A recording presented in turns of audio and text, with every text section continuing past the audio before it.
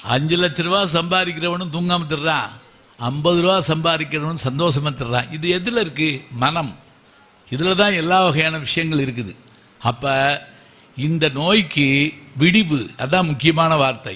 சர்க்கரை நோய்க்கு விடிவு என்று சொன்னால் நம்ம பழக்கப்பட்டவங்க தாங்க. உடம்பு சரியில்லைன்னா என்ன செய்கிறோம்? ஏய் கஞ்சியை வச்சு குடி. முதல்ல டாக்டர் சொல்கிற ஒரு வார்த்தை என்ன தெரியுமா? சாப்பாட்டு முறையை மாத்துறாரு.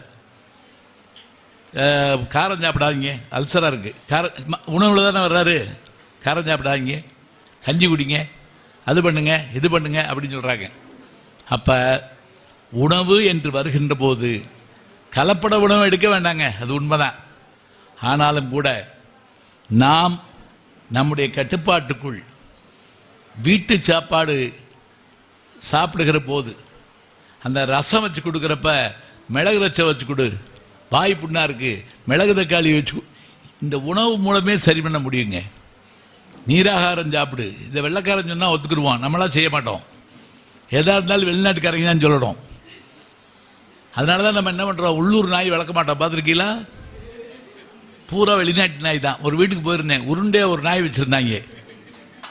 அது கடிக்குமான்னே, கடிக்காதுட்டாங்க. குலைக்குமான்னே, குலைக்காதுட்டாங்க. அது எதுக்குன்னு தெரில அந்த நாய். அது மெத்தையில் பட்டு தூங்குது, அவர் வெளியே சேர் போட்டு உட்காந்துருந்தார்.